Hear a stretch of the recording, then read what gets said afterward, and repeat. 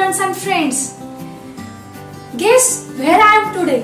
You can see how much ice is there and how cold.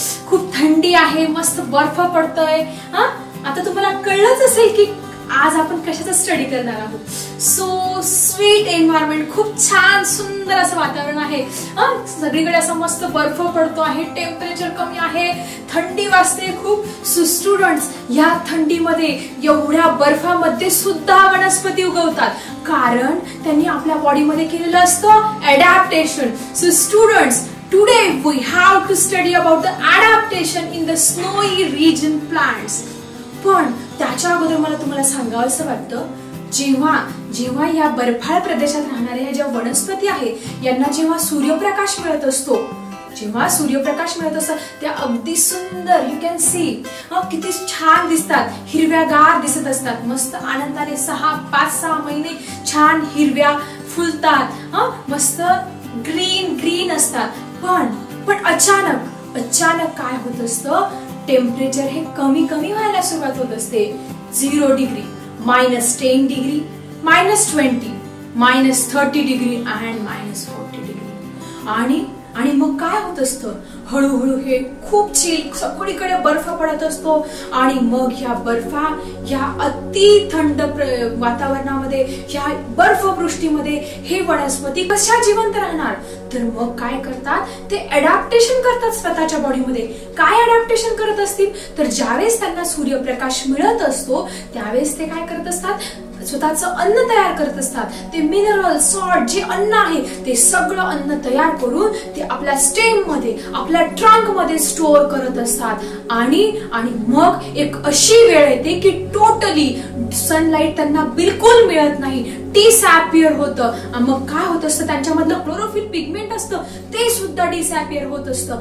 आणि मग काय, मग त्यांची जी पानं असतात त्या पानांचा रंग, की जी हिरव्या रंगाची पानं तुम्ही बघू शकता, त्या पानांचा रंग चेंज होतो. रेड, येलो, ऑरेंज अशी पानं दिसतात. आणि मग काय, मग सूर्यप्रकाश न मिळाल्यामुळे शेवटी हे जी पानं आहे हे गळायला सुरुवात होतात. You can see that is leaves are falling on me. पण खूप बर्फ पडतो आणि मग ह्या वनस्पती इव्हेंच्युअली ते डाय, मरतात ह्या वनस्पती. पण त्याच्या अगोदर त्यांना जो सूर्यप्रकाश मिळाला असतो त्या सूर्यप्रकाशाने ते शुगरी अँटी फ्रीज स्टार्च करतात. स्टार्च हे तयार करत असतात त्यांच्या बॉडीमुळे. म्हणजे जरी कितीही एक्स्ट्रीम लेवलचा स्नोफॉल झाला, कितीही बर्फ पडला, कितीही टेम्परेचर कमी झालं, तर त्यांची बॉडी मात्र तशीच्या तशी राहत असते. कशामुळे? या शुगरी अँटी फ्रीज स्टार्चमुळे. सो स्टुडंट्स, कळलं तुम्हाला? आणि अशा पद्धतीने या कोल्ड टेम्परेचर मध्ये सुद्धा जरी वनस्पती मेल्या, पण त्यांच्यामधला ओरा, त्यांचा अंकुर हा जिवंत असतो. ओके. आणि काही जे छोटे छोटे प्लांट्स असतात, सीड्स असतात बघा, छोटे छोटे, यू कॅन सी, हे जे सीड्स असतात हे हायबरनेशन स्टेज मध्ये जात असतात. Now what is hibernation? Hibernation काय आहे? डीप स्लीप ऑफ 6 मंथ, 6 महिन्यासाठी गाढ झोपी जात असतात जमिनीखाली. आणि मग एक अशी वेळ येत असते, इतकं तापमान कमी होत असतं, इतका बर्फ पडत असतो सगळीकडे, की सगळं गोठत असतं, सगळीकडे फक्त आणि फक्त बर्फ दिसत असतो. But at last after 5 months you can see what you can see on the screen. या 5 महिन्यांच्या दीर्घ प्रतीक्षेनंतर जे 6 महिन्यासाठी जे सीड हायबरनेशन मध्ये गेलेलं असतं, ते सीड जे आहे ते अंकुरायला सुरुवात होत असते, त्याला नवीन कोंब फुटायला सुरुवात असतात. And finally they blooms. You can see, अगदी सुंदर, सगळीकडे फुलंच फुलं फुलत असतात. You can see how beautiful flowers on the screen. तुम्ही स्क्रीनवरती बघू शकता किती सुंदर फुलं, सगळीकडे फुलंच फुलं. हे फुलं फुलण्यासाठी त्यांना पण 6 महिन्यासाठी दीर्घ स्ट्रगल करावं लागतं, स्वतःमध्ये अडॅप्टेशन करावं लागतं. अगदी आपल्यासारखं आपल्याला सुद्धा जर खूप अमेझिंग सक्सेस मिळवायचं असेल तर जसं आपल्याला खूप कष्ट, खूप स्ट्रगल करावं लागतं, तसं ह्या बर्फाळ प्रदेशातल्या वनस्पतींना सुद्धा तिथं टिकून राहण्यासाठी, त्या बर्फाळ प्रदेशामध्ये वाढण्यासाठी स्वतःमध्ये ह्या प्रकारचं अडॅप्टेशन करावं लागतं. सो क्वाइट इंटरेस्टिंग ना? So let's start today's topic, that is adaptation in the snowy region plants. So for students, first of all, you have to write all the examples. Do you know about the snowy region plants? आता या बर्फाळ प्रदेशामध्ये कुठल्या कुठल्या वनस्पती आढळतात याचं examples तुम्ही फर्स्ट पॉइंट मध्ये लिहायचे. So which are the snowy region plants? You can see on the स्क्रीनवरती तुम्ही बघू शकता. So these are the conifers. Okay, ह्या ज्या कॉनिफर्सचा जो शेप आहे तुम्ही जरा व्यवस्थित ऑब्झर्व करायचे. बघा किती छान छान हे कॉनिफर्स आहेत. ज्यावेळेस बर्फ त्यांच्यावरती पडत नाही त्यावेळेस ते असे दिसत असतात. यू कॅन सी त्याचा शेप सगळ्यांनी ऑब्झर्व केला असेल आय थिंक. ओके, आणि जे जवळून आपण हे जे कॉनिफर्स बघितले ना ते अशा पद्धतीने दिसत असतात. So these are the first example. Next one is a pine. You can see pine कसं दिसतं हे तुम्ही बघू शकता स्क्रीनवरती. Next one is a spruce. बघा स्प्रूसचं जे स्प्रूस आहे जे स्नोई रिजन मधलं प्लांट हे अशा पद्धतीने दिसत असतात आणि जवळून हे प्लांट्स असे दिसत असतात ज्यावेळेस त्याच्यावरती बर्फ पडत नाही. So these are conifers. Devdar also. Devdar is also an examples of the snowy region plants. So I think all of you write all these examples in the first point. तर मगाशी मी तुम्हाला ह्या कॉनिफर्सचं व्यवस्थित ऑब्झर्वेशन करायला होतं. So students, why the snowy region plants is called as conifers? का म्हणत असतील यांना conifer? So you can see on the screen. तुम्ही बघू शकता हे जे सगळे प्लांट्स आहेत यांचा जो आकार आहे त्यांना कॉनिफर्स का म्हणतात? त्यांचा जो आकार आहे कोन शेप आहे. So students, why they are called as conifers? तुम्ही बघू शकता स्क्रीनवरती त्याचा जो आकार आहे तो कोन सारखा आहे. So they are called as conifers. I think all of you clear. आता ह्या कोन शेपमुळे या स्नोई रिजन प्लांट्सला काय फायदा होत असेल, काय उपयोग होत असेल यांचा या कॉनिफर्सला या कोन शेपमुळे? तर सगळ्यात महत्वाचा जो तुम्ही बघू शकता स्लाइड मध्ये ह्याचा जो कोन शेप असतो त्याच्यामुळे त्याच्यावरती जो स्नो पडत असतो तो इझिली स्लाइड डाऊन होत असतो आणि त्याच्या ब्रांचेस पण तुम्ही बघू शकता त्यांच्या ब्रांचेस पण काय असतात? स्लोपिंग. म्हणजे बर्फ जर वरतून पडला तो इझिली त्याच्यावरतून स्लाइड होत असतात. These are the use of this conical shape to this snowy region plants.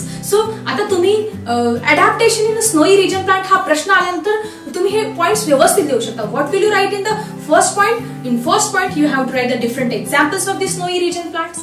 In the second point, you can write why they are called as conifers. So why are? Because their shape is like a cone. Now what will you write in a third point?